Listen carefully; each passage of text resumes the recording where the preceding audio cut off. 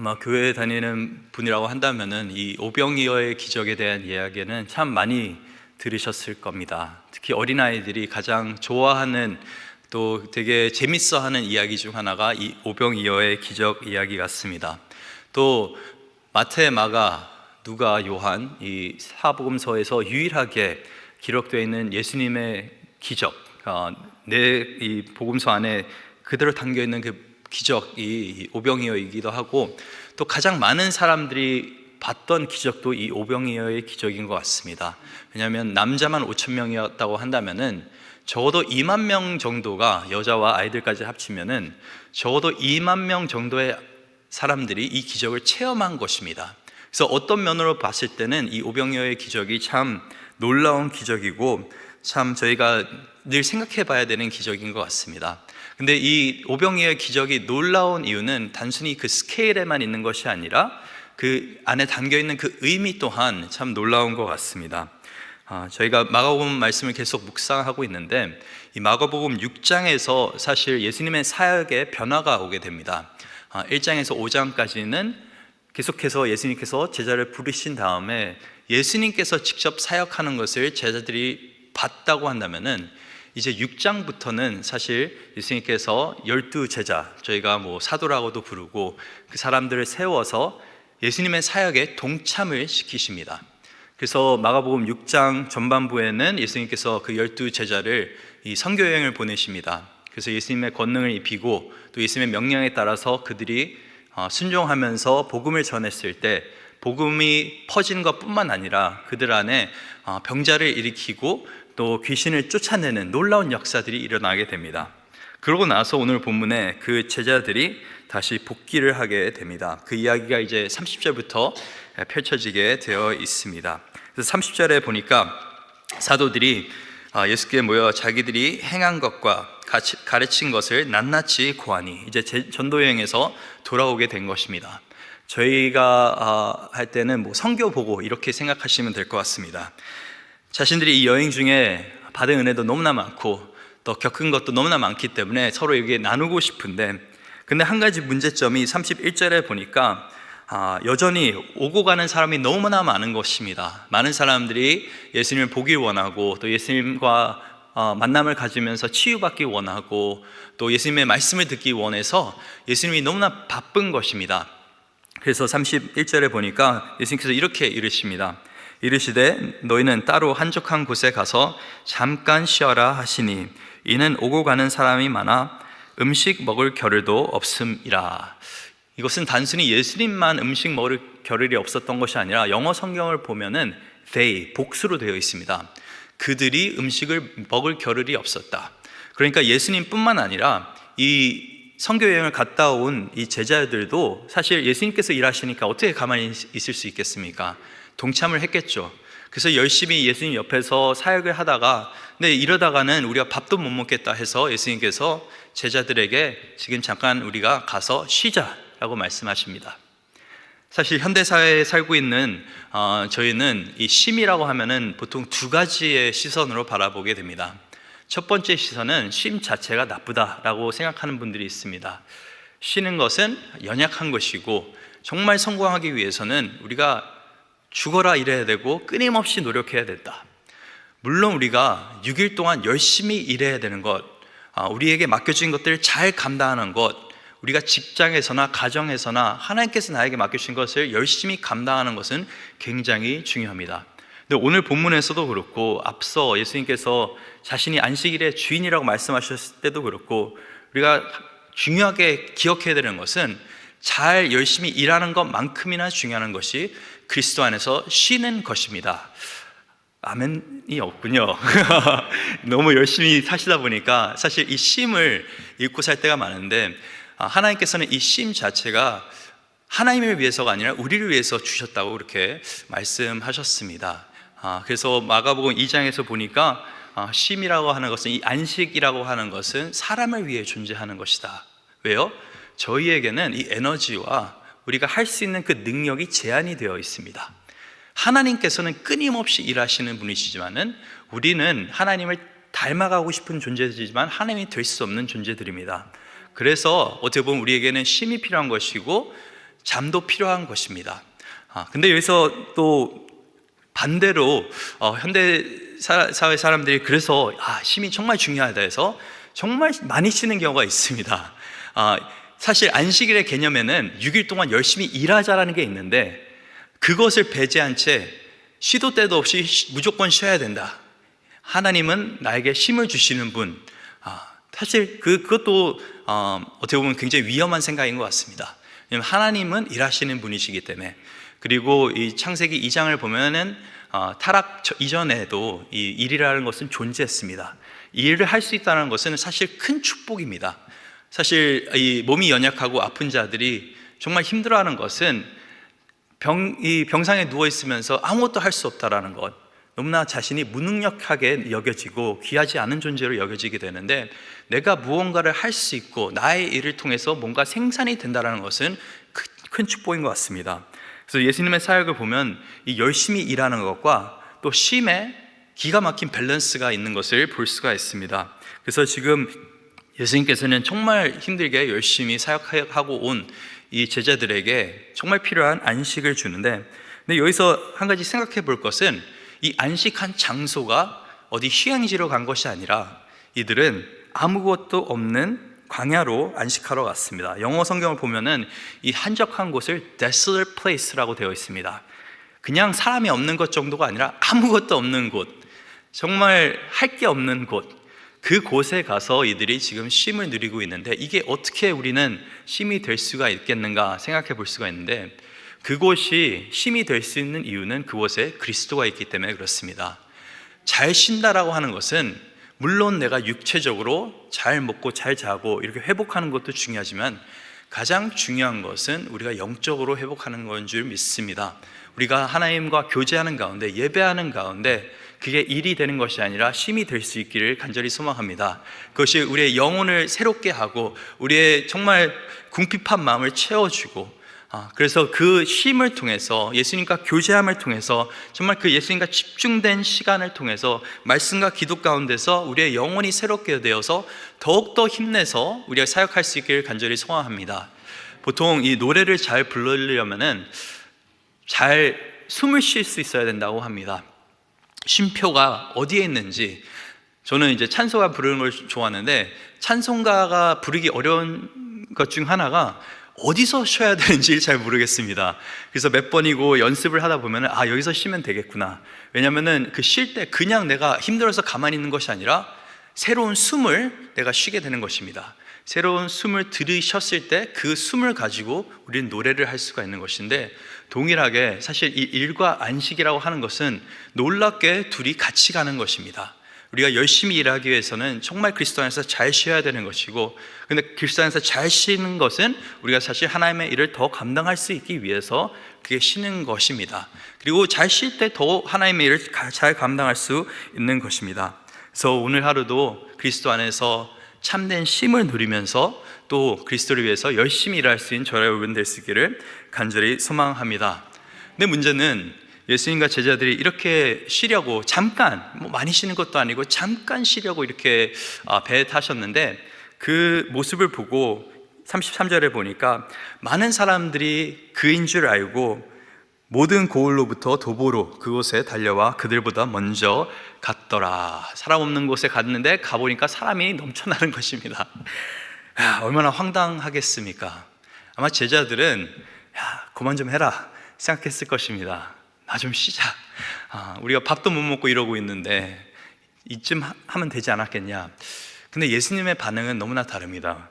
이게 오늘 본문 34절에 제가 생각했을 때는 오늘 본문의 핵심인 것 같습니다. 우리 한 목소리로 읽도록 하겠습니다. 예수께서 나오사 그 무리를 보시고 목자 없는 양 같음으로 인하여 불쌍히 여기사 이에 여러 가지로 가르치시더라. 예수님의 반응은 이들이 언제까지 날 쫓아오냐 이게 아니라 참 목자 없는 양과 같다. 그들을 불쌍히 여기사, 그 동일한 헬라어 단어가 다른 곳에서는 그들을 긍휼히 여기사 이렇게 이제 번역이 됩니다. 근데 그 긍휼히 여기는, 불쌍히 여기는 마음이 영어 성경에 보니까 compassion이라고 되어 있습니다.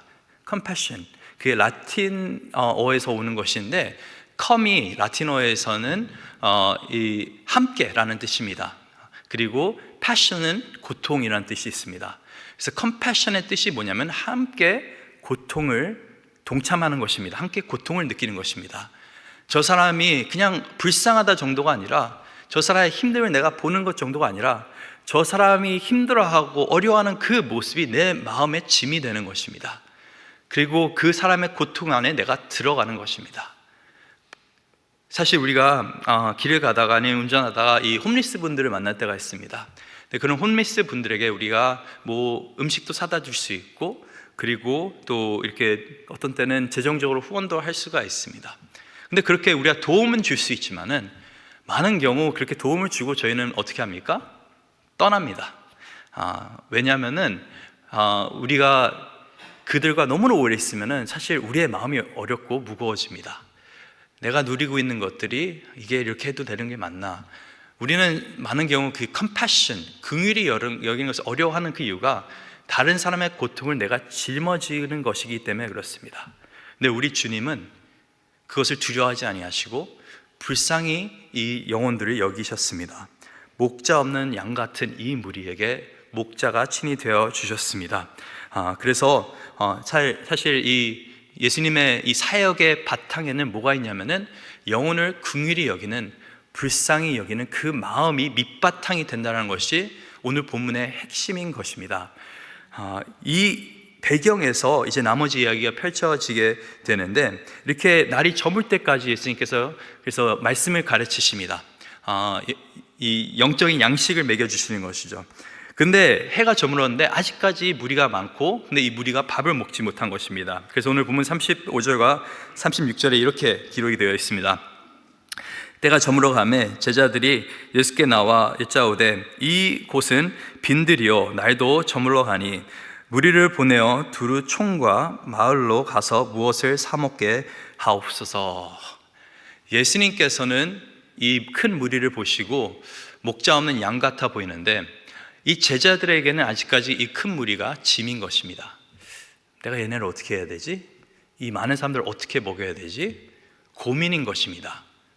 어떻게 보면 이들은 그냥 뭐 우리가 대접해야 되는 손님일 수도 있고 고객일 수도 있고, 어떻게 보면 전혀 이들의 마음에 없는 것이 긍휼한 마음인 것입니다. 불쌍히 여기는 마음이 없습니다. 물론 이들이 재정적으로 제한이 있을 수도 있어요. 그런데 이 마음 안에 그 긍휼함이 없다라는 것을 이 이야기를 보면은 좀 알 수가 있는데, 예수님께서 이렇게 말씀하십니다. 37절에 대답하여 이르시되 너희가 먹을 것을 주라 하시니 여짜오되 우리가 가서 200데나리온의 떡을 사다 먹으리까. 예수님의 해답은 이것이었습니다. 이들을 돌려보내는 것이 아니라 너희가 해결해라. 근데 이게 사실 저희가 생각했을 때는 말도 안 되는 말 같은데, 제자들이 지금 어디서 돌아왔습니까? 선교 여행에서 돌아왔습니다. 하나님의 놀라운 능력과 공급하심과 그 은혜를 체험한 그 현장에서 갓 돌아왔습니다. 이 상황에서 사람들의 필요를 보고 이들은 충분히 예수님, 우리가 이들을 위해 기도하겠습니다, 우리가 이들을 위해서 더 헌신하겠습니다 할 수가 있었는데, 그런데 예수님께서 너희가 어떻게 좀 해봐라 라고 말씀하셨을 때 이들의 대답이 뭐냐면 우리가 가서 200데나리온의 떡을 사다 먹으리까. 우리에겐 돈이 없다라고 하는 것이죠. 이 많은 무리를 감당하기 위해서는 너무나도 큰 재정적인 그런 리소스, 그런 것들이 있어야 되는데, 근데 이거는 저희가 감당할 수가 없습니다. 많은 경우 우리가 하나님의 사역을 감당할 때 하고픈 마음은 있는데 능력이 없고 재정이 없고 제가 기술이 없습니다 라고 생각할 때가 있습니다. 물론 저희가 부족한 게 참 많은 것 같고, 또 하나님의 계획과 하나님의 일이 너무나 커 보일 때가 많이 있습니다. 근데 이 와중에 예수님께서 말씀하시는 것이 너희가 먼저 계산적으로 이렇게 나오지 말고 38절에 보니까 이르시되 너희에게 떡 몇 개가 있는지 가서 보라. 일단 보고 얘기하자라고 말씀하시는 것입니다. 이들은 지금 자기 안에 무엇이 있는지 체크도 안 하고 무조건 안 된다 부정적으로 얘기했던 것이었죠. 근데 38절에 보니 알아보고 이르되 떡 5개와 물고기 2마리가 있더이다 하거늘. Go and see. 영어 성경엔 그렇게 되어 있습니다. 가서 봐라.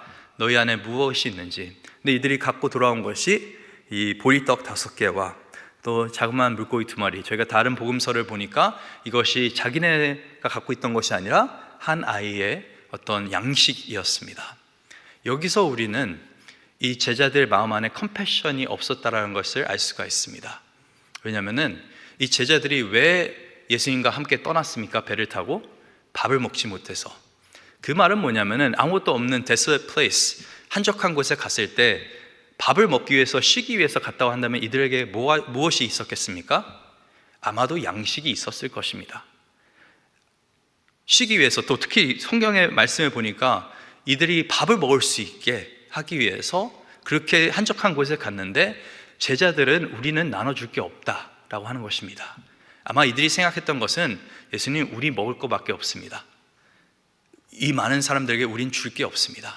그래서 예수님께서 Go and see, 가서 너희 안에 무엇이 있는지를 보라고 했는데 이들이 갖고 온 것은 자기들 것도 아니었고 한 아이에게 어떻게 구했는지 모르겠습니다. 뭐 협박했는지 뇌물을 줬는지는 모르겠는데 어떻게 이 한 아이가 갖고 있는 그 양식을 갖고 와서 예수님, 이거밖에 없습니다. 저희가 이게 단순히 능력의 문제가 아니라 마음의 문제라는 것을 보게 되는 것입니다. 어떻게든 하고 싶지 않은, 긍휼함이 없는, 컴패션이 없는 그 모습. 저희가 하나님의 사역을 감당할 때 물론 우리가 재정도 부족할 수 있고 능력도 부족할 수 있고 다 있지만은 우리가 복음을 전하지 않고 참 삶 가운데 영혼을 돌아보지 않는 가장 큰 이유는 우리 마음 가운데 컴패션이 없기 때문에 그렇습니다. 예수님께서 그 많은 사역을 감당할 수 있었던 가장 중요한 이유는 그의 마음 안에는 컴패션, 고통받고 힘들어하고 필요한 그곳에 들어가셨다라는 것입니다. 그 고통에 참여하셨다라는 것입니다. 그 고통을 그냥 안타깝게 여기면서 그래도 자기네들이 알아서 해결하겠지라고 생각하는 것이 아니라 그 문제를 보고 그 문제에 직접 참여하셨다라는 것, 그 마음이 바탕이 되지 않으면은 우리는 아무리 큰 능력을 예수님께서 우리에게 주시고 아무리 큰 은혜를 주신다 하더라도 절대로 하나님의 일을 감당할 수가 없습니다. 그럼 이 컴패션은 우리가 어디서 얻을 수가 있는 것? 예수님을 보면서 우리가 얻을 수가 있는 것입니다. 그냥 우리가 다른 사람에게 나눠주기 이전에 우리가 먼저 하나님께 이런 긍휼함을, 은혜를 받았던 사람들입니다. 사실 이 에스겔서 34장에 이 목자 없는 양 같다라는 표현이 등장을 합니다. 구약 성경에 이 표현이 가끔 등장하는데 에스겔 34장에 보면은 이렇게 성경이 기록을 합니다. 2절에 주 여호와께서 이같이 말씀하시되, 이 당시 이제 이스라엘 사람들, 이 리더들에게 하는 말입니다. 말씀하시되 자기만 먹는 이스라엘 목자들은 화가 있을진저 목자들이 양떼를 먹이는 것이 마땅하지 아니하냐. 너희가 살찐 양을 잡아 그 기름을 먹으며 그 털을 입되 양떼는 먹이지 아니하는도다. 너희가 그 연약한 자를 강하게 아니하며 병든 자를 고치지 아니하며 상한 자를 싸매주지 아니하며 쫓기는 자를 돌아오게 하지 아니하며 잃어버린 자를 찾지도 아니하고 다만 포악으로 그것들을 다스렸도다. 목자가 없으므로 그것들이 흩어져서 모든 들짐승의 밥이 되었도다. 하나님께서는 이 이스라엘의 목자들, 리더들에게 이 잃어버린 양들을 돌볼 그 역할을 감당하도록 하셨습니다. 근데 정작 이 목자들은, 이 리더들은 자기의 배는 배부르게 하면서 자기들은 양을 잡아먹으면서 정작 양떼는 먹이지 않았습니다. 무슨 말이냐면 오늘 본문에 나와 있는 제자들처럼 자기의 것은 끝까지 지키면서 보호하면서 자기의 것을 다른 사람의 유익을 위해서 나눠주지 않았다라는 것이죠. 그래서 하나님께서 말씀하신 것이 에스겔서 34장에 내가 이 이스라엘의 목자들을 내가 칠 것이고 근데 내가 친히 내 양의 목자가 되어 그것들을 누워있게 할지라 주 여호와의 말씀이니라. 하나님께서 내가 친히, 너희가 하지 못한 것을 내가 친히 하겠다. 이것을 어떻게 감당하십니까?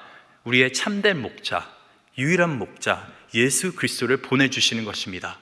그리고 예수님께서 그 불쌍한 그 영혼들, 그 양들을 채워주시는 것을 이 오병이의 기적을 통해 볼 수가 있습니다.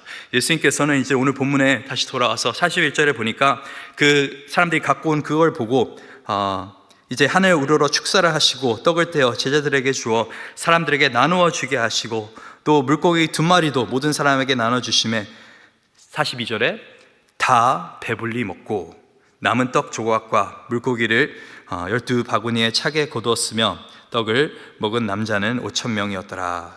놀라운 기적이 일어나게 되는 것인데, 하나님의 기적은 어떻게 일어납니까? 먼저 하나님의 기적은 하나님의 긍휼함에서 먼저 나오게 되는 것입니다. 두 번째, 하나님의 기적은 우리의 참된 목자 예수 그리스도를 통해서 오게 되는 것입니다. 우리 안에는 많은 것이 없고 부족함 뿐이지만은 우리가 갖고 있는 그 자그마한 것을 그냥 사용하려고 하는 것이 아니라 예수 그리스도의 손에 맡길 때, 예수님께 내 작은 삶을 온전히 맡겨드릴 때 어떤 일이 일어나면은 예수님의 강한 손이 우리의 삶을 통해서 역사하기 시작하는 것입니다. 하늘의 기적이 이제 이루어지게 되는 것인데, 그래서 하나님께서는 어떻게 보면은 이 제자들에게 하나님 나라의 원리를 가르쳐주고 있는 것입니다. 예수님을 통해서 일을 하게 되면은, 그리고 예수님의 마음을 가지고 일을 하게 되면은 너희의 부족함이 아니라 너희의 부족함을 가지고 하나님께서 사람들의 충만함을 허락하신다. 42절에 보니까 다 배불리 먹었고, 제자들은 자기만 배불리 먹으려고 했는데 나눠주다 보니까, 이렇게 예수님께 자기의 모든 것을 드려보니까 다 배불리 먹었다. 그리고 자기네들 손에 남아있던 것이 물고기 12바구니, 이 남은 떡과 물고기가 12바구니가 차게 되어 있었다. 그걸 보면서 이 제자들이 무슨 생각을 했겠습니까? 야, 나는 내 조금만 있는 그 양식을 지키려고 했는데 하나님께 내 삶을 맡겨드렸더니, 온전히 순종했더니, 긍휼한 마음을 가지고 다른 사람에게 베풀었더니 내 삶에도 차고 넘치네. 이 원리가 이제부터는 제자들의 마음 가운데 심겨지게 되는 것입니다. 사도행전에 가서 제자들이 그토록 아낌없이 퍼줄 수 있고 나눠줄 수 있었던 그 이유는, 내가 나의 거 자그마한 것을 맡겼을 때 하나님께서 나를 채워주신다는 그 확신이 있기 때문에 그런 것입니다. 근데 여기서 더 놀라운 것은, 물론 예수님께서는 우리의 육신의 필요도 채워주시지만은 요한복음 6장을 보면은 이 기적을 행하시고 나서 하신 가르침이 이겁니다. 요한복음 6장 35절에 보니까 예수께서 이르시되 나는 생명의 떡이니 내게 오는 자는 결코 줄이지 아니할 터이요 나를 믿는 자는 영원히 목마르지 아니하리라. 이것은 단순히 우리 삶 가운데 육적인 필요만 채워주신다는 약속을 하시는 것이 아니라, 그것도 물론 그 놀라운 약속도 있지만은, 그래서 우리가 날마다 일용할 양식을 하나님께 구하지만은 더 나아가서 예수님께서는 내가 너에게 줄 것은 그냥 입으로 먹는 떡이 아닌 내 몸이다. 놀라운 구원의 그 기쁨, 그 충만함, 구원의 은혜를 누구를 통해서 우리가 얻게 됩니까? 예수님을 통해서 얻게 됩니다. 그 예수님 안에서 참 만족과 기쁨을 얻게 되는데, 근데 이 예수님의 놀라운 은혜가 어떻게 사람들의 마음 가운데 임하게 됩니까? 예수님의 제자들을 통해서 임하게 됩니다. 우리는 그 복음을 오늘 하루 그냥 나 혼자 잘 먹고 잘 살기 위해서 쓰고 있습니까? 아니면은 예수님의 그 긍휼한 마음을 가지고 한 영혼을 돌아보면서 기도와 또 전도와 거기에 힘을 쓰고 있습니까? 사실 우리 삶을 돌아볼 수 있는 귀중한 말씀 같습니다. 근데 제 소망은 저희 교회가, 또 저의 삶이 정말 풍성해질 수 있길 원합니다. 그래서 아낌없이 오늘 하루도 하나님께 우리의 삶을 드릴 수 있기를 원합니다. 또 긍휼한 마음을 가지고 우리가 담대히 나갈 수 있길 원합니다. 그렇게 했을 때 우리의 삶뿐만 아니라 다른 사람들에게 넘치도록 하나님께서 채워주실 것입니다.